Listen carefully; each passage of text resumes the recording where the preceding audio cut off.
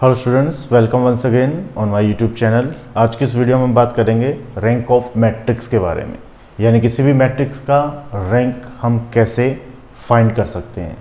Rank, इसकी importance क्या है, हम रैंक फाइंड करने के बाद हमें क्या इसकी इंपॉर्टेंस है, क्या क्यों हम इस रैंक को फाइंड करते हैं, हमें क्या पता चलता है कि रैंक फाइंड करने से हमें क्या चीज़ का पता चलता है। स्टूडेंट्स, कुछ लीनियर फॉर्म में इक्वेशंस होती हैं, उसकी यूनिकनेस को चेक करने के लिए क्या उसमें जैसे कि आपने कुछ क्वेश्चंस किए होंगे, लीनियर फॉर्म के क्वेश्चंस, लीनियर फॉर्म की इक्वेशंस आपको गिवन होगी, उसमें आपने एक्स वाई जेड की वैल्यूज़ को फाइंड आउट किया होगा। एक्स वाई जेड की वैल्यूज़ का जब आंसर यूनिक आ जाता है, यानी एक्स वाई जेड की सभी वैल्यूज़ का कोई ना कोई आंसर हमें मिलता है, तब हम कहेंगे कि वो उसका एक यूनिक सोल्यूशन है। तो उसकी यूनिकनेस को चेक करने के लिए जो इम्पोर्टेंट टूल है वो है रैंक। अगर रैंक किसी भी मैट्रिक्स का, अगर 3x3 मैट्रिक्स है, अगर उसका रैंक 3 है, तब हम कहेंगे कि जो लीनियर इक्वेशन, जो सिस्टम ऑफ लीनियर इक्वेशन है, उसका जो सोल्यूशन होगा वो यूनिक होगा। तो उसकी सॉल्यूशंस को चेक करने में हमारा यूज होता है रैंक। अब देखिए, रैंक इसको फाइंड करने के लिए हमारे पास दो फार्मूले हैं। फर्स्ट फार्मूला जो डायरेक्ट हमें गिवन है, find the rank of the matrix A, और ए मैट्रिक्स हमारे पास गिवन है 1 1 1 1 2 4 2 2 2। हमें इसका रैंक कैसे फाइंड करना है, हमें यहाँ पे कोई फार्मूला गिवन नहीं है, कोई मेथड नहीं पूछा, हमसे डायरेक्ट पूछा गया है कि find the rank of the matrix. अब बहुत इजी क्वेश्चन हो जाता है जब हमारे पास 3x3 2x2 की कोई मैट्रिक्स है और हमें डायरेक्ट फाइंड करना है रैंक। तो देखिए, सबसे पहले सिंपल मेथड, हमें क्या करना होगा, हम उस 3x3 मैट्रिक्स तो हम डायरेक्ट सोल्व करते हैं उसका डिटर्मिनेंट लेकर के।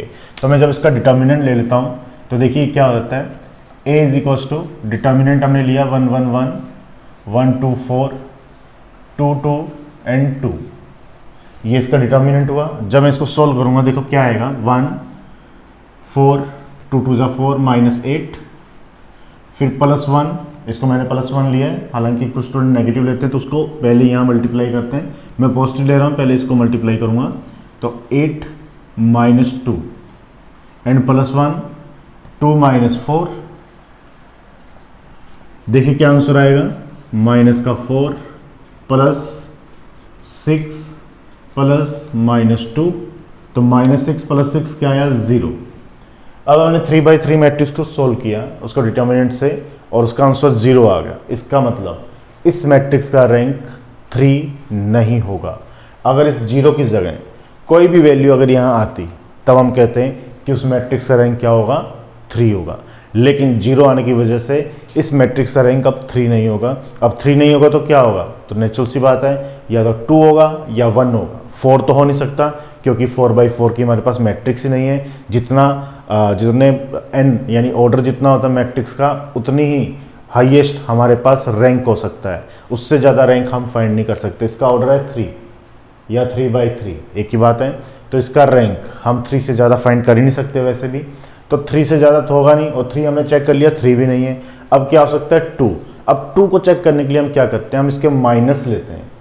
माइनस का मतलब 2x2 की जितनी मैट्रिक्स यहाँ बन सकती है हम वो लेते हैं। कितनी मैट्रिक्स बन जाएगी 2x2 की, 3x3 से 2x2 की कितनी मैट्रिक्स यहाँ कंसिडर हो सकती है, कितने माइनस हम ले सकते हैं, वो ले सकते हैं 9, 3 × 3 9। तो 9 माइनस हम ले सकते हैं कौन कौन से, 1 1 1 2 हम ले सकते हैं सभी, एक ले सकते हैं हम 1 1 1 2 1 1 2 4,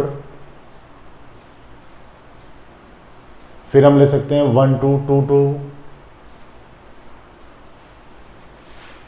फिर हम ले सकते हैं 2 4 2 2। इसके अलावा मैं ये ले सकता हूं 1 1 1 4, ये भी ले सकते हैं 1 4 2 2,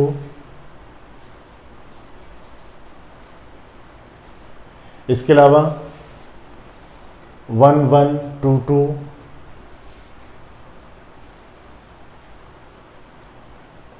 वन 1, ये फिर 2 2, ये 1 1 2 2, अब ये 1 1 2 एंड 2।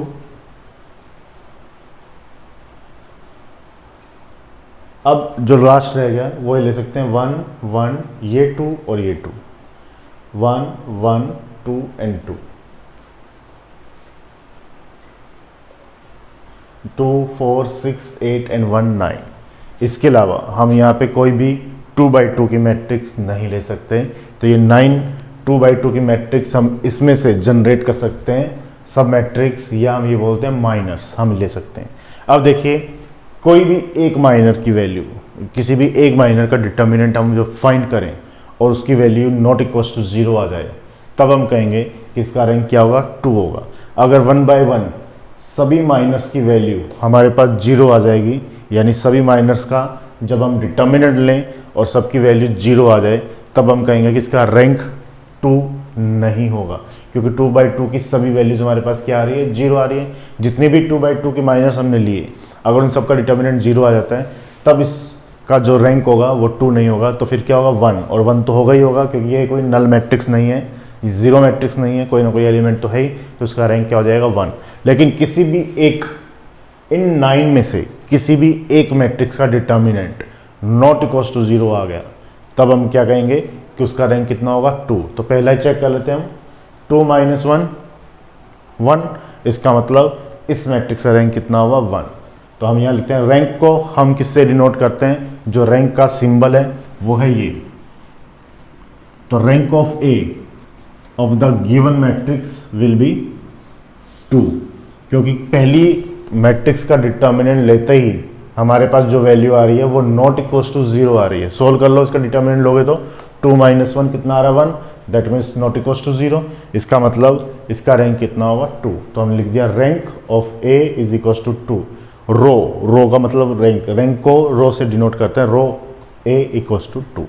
तो ये तो है सिंपल मेथड किसी भी मैट्रिक्स का हमारे पास रैंक को फाइंड करने के लिए।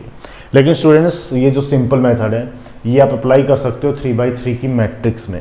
जब इसको 4x4 की मैट्रिक्स में अप्लाई करोगे तब प्रॉब्लम हो जाएगी, क्योंकि 4x4 मैट्रिक्स को सोल्व कैसे करोगे आप, 4x4 मैट्रिक्स को सोल्व करना इजी नहीं है और उसमें बहुत लेंदी वर्क है। तो 3x3 को तो हमने इजीली डिटर्मिनेंट लिया और सोल्व कर लिया, लेकिन 4x4 का डिटर्मिनेंट जो कि जल्दी से पॉसिबल नहीं है, जो इतना इजी नहीं है, तो इसके लिए रैंक को फाइंड करने के लिए एक मेथड बना। उस मेथड का नाम है एशलोन मेथड। तो मेथड का नाम है एशलोन मेथड। तो अगर आपके एग्जाम में लिखा आता है find the rank of matrix A by echelon method,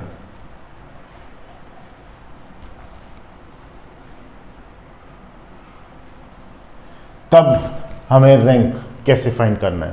तो देखिए एशलोन मेथड में हम क्या करेंगे, इसी मैट्रिक्स को फिर से करवाता हूं, by the echelon method, rank find by the echelon method. तो देखिए हमें क्या करना होता है, बहुत सारी बुक्स जिसमें लिखा होता है एशलोन मेथड के थ्रू कि जितनी ज़्यादा हम इसको जीरो कर सकते हैं एलिमेंट्स को, उतने जीरो हमें बनानी है बाय यूजिंग रो ट्रांसफॉर्मेशन। इस चीज़ का ध्यान रखना, ओनली रो ट्रांसफॉर्मेशन को यूज़ करते हुए इसमें मैक्सिमम नंबर को जीरो करना है।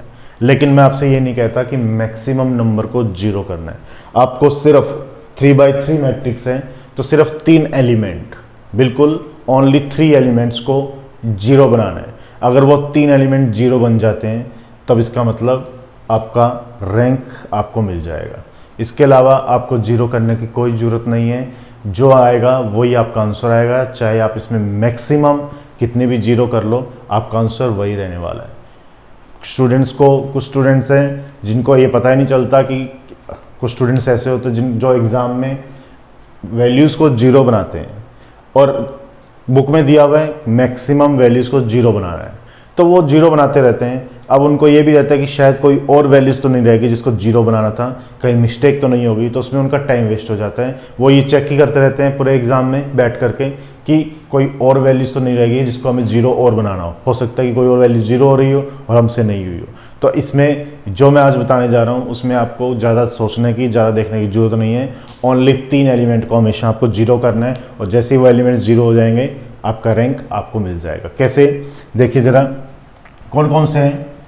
सेकेंड रो में फर्स्ट वैल्यू, इसको हमें जीरो बनाना है। फर्स्ट रो में कुछ भी नहीं, सेकेंड रो में फर्स्ट को जीरो बनाना है और थर्ड रो में फर्स्ट 2 को जीरो करना है। जैसे ये 3 वैल्यूज आपने जीरो कर दी, आपका आंसर आपको मिल जाएगा। क्लियर है। तो इसके करने के लिए हमें यूज़ क्या करना है, रो ट्रांसफॉर्मेशन। तो रो ट्रांसफॉर्मेशन के थ्रू देखिए सबसे पहले हमें क्या करना है, इसे ज़ीरो करना है। इसको मैं हटा देता हूँ फिर से, ये आपको बताने के लिए मैंने इसको राउंड कर दिया था कि किसे किसे हमें ज़ीरो बनाना है। अब इसको जब 1 को 0 बनाना है, इस 1 को 0 बनाने के लिए मैं क्या करूँ, R2 माइनस R1 कर दूँ, तो ये क्या हो जाएगा, 0 हो जाएगा। तो कर देता हूँ, एक तो प्रोसेस करता हूँ R2 माइनस R1, ये 0 हो जाएगा। सेकंड प्रोसेस में ये भी हमें 0 करना है, इस 2 को भी, तो इसको भी साथ साथ में लेके चल रहा हूँ। R3 में चेंज करना हमें, R3 में 0 बनाना है, तो R3 minus 2R1, R3 minus 2R1, तो ये भी कर देते हैं हम R3 माइनस 2R1। ये तो मालूम ही होगा, 12th क्लास में ये सब ऐसे ही करवाया जाता है।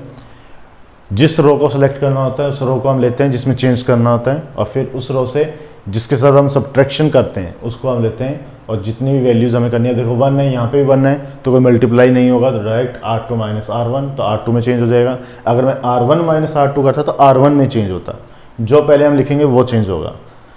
R3, तो इसका मतलब हम R3 में चेंज करना चाह रहे हैं, इसलिए हमने R3 को पहले लिखा है। थर्ड रो को हम चेंज करना चाह रहे हैं, और कैसे, ये 0 बनाने के लिए हमें क्या करना होगा, R1 की हेल्प लेनी होगी। यहाँ R2 की हेल्प नहीं ले सकते हो आप, क्यों, क्योंकि R2 खुद चेंज हो रहा है। जो चीज़ चेंज हो रही है उसको हम उसी स्टेप में सॉल्व नहीं लेंगे, उसी स्टेप में उसकी हेल्प नहीं करेंगे। अगर आपको R2 लेना होता है यहाँ पे, तो इस स्टेप को आप इसके बाद करोगे, क्योंकि R2 पहले चेंज हो जाए उसके बाद, ठीक है। अब देखिए इन दो को 0 बनाने के लिए हम क्या करते हैं, फर्स्ट रो में कोई चेंज नहीं है, R2 और R3 यानी सेकंड और थर्ड रो में चेंज है, फर्स्ट में कोई चेंज नहीं है, तो first row as it is. अब R2 माइनस R1 यानी R2 की सभी वैल्यू R1 से सब्ट्रैक्ट हो जाएंगी। 1 minus 1 0, 2 minus 1 1, 4 minus 1 3, R3 minus 2R1 यानी R3 को इसको 2 से मल्टीप्लाई करके सब्ट्रैक्ट करना है, तो R2 माइनस 2 0, 2 माइनस 2 0, 2 माइनस 2 0। तो देख लीजिए स्टूडेंट, मैंने जैसा कि कहा था कि हमें सिर्फ 3 वैल्यू को 0 बनाना है। उस 3 वैल्यू को 0 बनाने के प्रोसेस में अगर कुछ और 0 हो रहा है तो वो हो जाएगा, उस वजह से ये 0 अपने आप हो गया, हमें कुछ भी नहीं किया हमने, तो ये अपने आप ही 0 बन गया। तो अब देख लीजिए आपके सामने रैंक ऑफ मैट्रिक्स का रैंक कितना है। Number of non zero row will be a rank of the given matrix. Number of non zero यानी उतनी रो जिस रो में कंप्लीट रो जो 0 नहीं है, वो उतनी रो वो उसका क्या होगा, रैंक होगा। ये कंप्लीट 0 है, इसको हमने यहाँ से नेग्लेक्ट कर दिया। ये कंप्लीट 0 है, नहीं है, ये 0 है, नहीं है, इसका मतलब इसका रैंक कितना है, 2। और हमने डायरेक्ट मेथड भी किया था, उससे भी हमारा रैंक कितना आ रहा था, 2 आ रहा था। तो हम डायरेक्ट लिखेंगे number of non zero rows, here number of non zero rows is 2, so the rank of A is equals to 2। Number of non zero rows जो होंगी, जितनी होंगी, वो उस मैट्रिक्स का रैंक होगा। Is that clear? Only 3 values को हमें टारगेट करना है 3x3 मैट्रिक्स के लिए। 3x3 मैट्रिक्स जब भी होगी उसमें हमें 3 वैल्यूज़ को टारगेट करना है, और जब वो 3 वैल्यूज़ 0 हो जाएंगी उस प्रोसेस में अपने आप जो और भी कोई वैल्यू 0 हो रही है तो हो जाए और हमारा आंसर आ जाएगा, that is the rank of A equals to 2।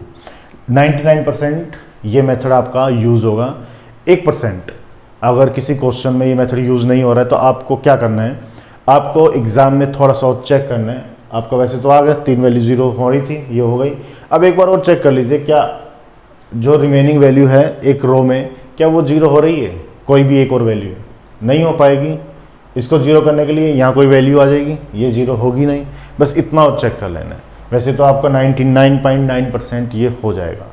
Clear है? अब देखो इसी मेथड पे, एशलोन मेथड पे हम 4x4 को भी सोल्व करते हैं। 4x4 की मैट्रिक्स कैसे सोल्व होगी, उसका रैंक अब कैसे फाइंड करेंगे, करते हैं हम। तो देखिए students, next question, find the rank of matrix. यहाँ हमारे पास मैट्रिक्स है 4x4 यानी 4 ऑर्डर की मैट्रिक्स है, जिसको हमने सोल्व करना है बाय एशलोन फॉर्म। इसका रैंक हमें फाइंड आउट करना है। अब देखिए, जैसे कि मैंने आपको बोला 3x3 मैट्रिक्स के लिए कि हमें 3 वैल्यूज़ को 0 करना है। कौन सी 3 वैल्यूज़ को? सेकंड रो में फर्स्ट वैल्यू, थर्ड रो में फर्स्ट टू वैल्यू। वैसे ही यहां पे भी हमें ऐसे ही कुछ करना है। सेकंड रो में फर्स्ट वैल्यू, थर्ड रो में फर्स्ट टू वैल्यू।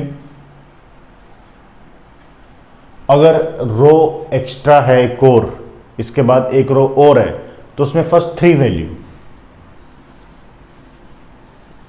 अगर इसके बाद भी एक रो और होती तब उसमें फर्स्ट फोर वैल्यूज को जीरो बनाते। तो ये रूल है, ये चलता रहेगा जितने भी रोज होंगी। फर्स्ट रो में कोई चेंज नहीं, सेकंड रो में फर्स्ट वैल्यू को ही जीरो बनाना है, थर्ड रो में फर्स्ट टू वैल्यू को, फोर्थ रो में फर्स्ट थ्री वैल्यू को, अगर फिफ्थ रो है तो फर्स्ट फोर वैल्यू को। तो इस तरह से आपको जीरो बनाते रहना है। क्लियर है? तो इन सभी वैल्यूज को हमें जीरो बनाना है, ये चीज क्लियर। अब उसको जीरो बनाने का हम प्रोसेस करते हैं बाय रो ट्रांसफॉर्मेशन। तो करते हैं हम, देखिए जरा, हमें ये मालूम है कि सेकंड रो का फर्स्ट एलिमेंट हमारे पास जीरो होना चाहिए। जैसे कि मैंने अभी बताया कि ये जो वन है इसको हमें जीरो करना हमें। लेकिन देखिए इसके साथ आपको इसके ऊपर भी कुछ नजर आ रहा है, इस वन के ऊपर क्या है? जीरो, और हमें जीरो बनाना था ये। तो हम क्यों इतनी मेहनत करें, ऊपर जीरो गिवन ही है, तो हम क्या करते हैं, दो रो को आपस में इंटरचेंज ही कर देते हैं। हमारा ये वन किस जगह जीरो आ जाएगा। यानी मैं क्या करता हूं, R1 को इंटरचेंज कर देता हूं R2 से। R1 को जब R2 से इंटरचेंज कर दूंगा तो क्या होगा, R1 R2 बन जाएगा, R2 R1 बन जाएगा। तो 1 की जगह जीरो आ जाएगा, जिसको हमें जीरो बनाना ही है। तो हम इसको कोई रो ट्रांसफॉर्मेशन की जरूरत ही नहीं है क्योंकि ऊपर जीरो है। तो मैं इसको जब ऐसा करूंगा तो ये हमारे पास मैट्रिक्स बन जाएगी 1 0 1 1, यानी R2 R1 हो गया और R1 R2 हो जाएगा 0 1 -3 -1। इसके अलावा सब एज इट इज।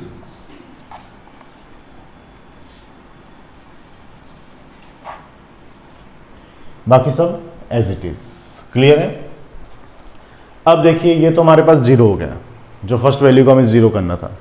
सेकंड, अब थर्ड रो में फर्स्ट टू को जीरो बनाना है, तो इन दो को जीरो करते हैं, और थर्ड रो में इन तीन को जीरो बनाना है। तो वन बाय वन हम जीरो करते हैं। देखिए कैसे। सबसे पहले इसे जीरो करने के लिए मैं क्या कर दूं, ये किसमें, R3 में, R3 - 3R1 कर दूं, और साथ में एक स्टेप ये भी कर दूं, इसे भी तो हमें जीरो करना है, R4 - R1। ये दो चीज़ें मैं एक साथ कर सकता हूं। तो कर देते हैं क्या, एक तो R3 में चेंज करना है। कैसे करना है, R3 - 3R1, और R4 में भी चेंज करना है, वो करना है R4 - R1। तो ये दो प्रोसेस हम एक साथ इकट्ठे कर देते हैं। तो देखिए क्या हमारे पास मैट्रिक्स आएगी जब ये दोनों प्रोसेस एक साथ करेंगे तो हम, तो जो मैट्रिक्स बनेगी देखिए 1 0 1 1, क्योंकि चेंज है R3 R4 में, R1 R2 वैसा का वैसा, तो हम इसको एज इट इज लिख देते हैं। पहले 1 0 1 1 0 1 -3 -1।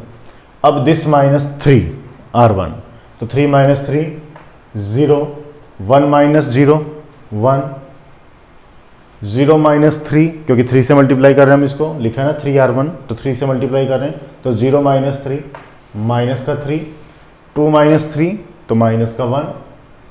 अब R4 - R1 डायरेक्ट 1 - 1 0 1 - 0 1 -2 -1 माइनस का 3 एंड 0 - 1 माइनस का 1 हो गया ये।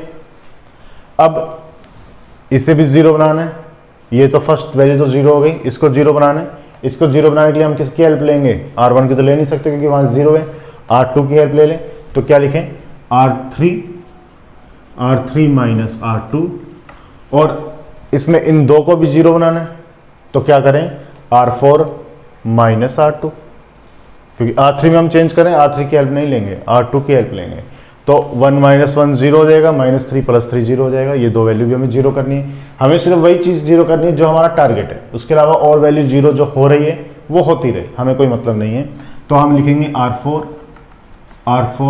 - R2। तो इसको ऐसा करने से देखिए क्या वैल्यूज आ रही है हमारे पास। R3 R4 में चेंज है फिर से, R1 R2 as it is, 1 0 1 1 0 1 -3 -1। अब R3 को R2 से जब सब्ट्रैक्ट करेंगे तो सभी वैल्यूज सेम है, ये सारी वैल्यूज क्या हो जाएंगी, जीरो हो जाएंगी। चेक कर लीजिए। वैसे ही R4 को R2 से सब्ट्रैक्ट करेंगे तब भी दोनों वैल्यू सेम है ऑपोजिट साइन में, तो ये भी क्या हो जाएगी, 0 हो जाएगी सभी वैल्यूज। लेकिन हमारे पास जो इनिशियली टारगेट था वो हमारा कंप्लीट हो गया। ये 0 होना चाहिए, ये 2 वैल्यूज 0 होनी चाहिए, ये 3 वैल्यूज 0 होनी चाहिए। तो हमारा टारगेट कंप्लीट हो गया। इसके अलावा और भी कोई 0 हो रहा है तो हो जाए, हमारे प्रोसेस में हमें कोई मतलब नहीं है। तो देख लीजिए हमारा टारगेट कंप्लीट, हमें अब आगे कुछ नहीं करना। नंबर ऑफ नॉन जीरो रोज कितनी होगी, 2। कंप्लीट जीरो रो कितनी है, 2। तो इसका मतलब रैंक कितना होगा, 2। तो इसका हम लिख देंगे direct, the number of non zero rows of the matrix is 2, so the rank of A is equals to 2। हुआ क्लियर? रैंक फाइंड करना एशेलॉन फॉर्म से, तो ये मेथड है। कोई भी मैट्रिक्स हो, कितनी भी मैट्रिक्स हो, कैसी भी मैट्रिक्स हो, आपको 1 बाय 1 चलता रहना है। फर्स्ट रो में किसी भी वैल्यू को आपको 0 नहीं बनाना, किसी भी वैल्यू को आपको टारगेट नहीं करना। सेकंड रो में फर्स्ट वैल्यू को 0 बनाना है। थर्ड रो में फर्स्ट 3 वैल्यू को 0 बनाना है, फर्स्ट 2 वैल्यू को 0 बनाना है। फोर्थ रो में फर्स्ट 3 को बनाएंगे। एस ऑन हम चलते रहेंगे और लास्ट में हमें हमारा रैंक मिल जाएगा। इससे ईजी मेथड नहीं हो सकता है। क्वेश्चंस सभी ईजी हैं रैंक पर, ट्राई कीजिएगा। और कोई डाउट हो तो कमेंट बॉक्स में लिख भेजिएगा, उस क्वेश्चन को मैं सॉल्व कर दूंगा। और इसी तरह से बने रहिए इस चैनल के साथ। फिर मिलेंगे एक नई वीडियो के साथ। Thank you.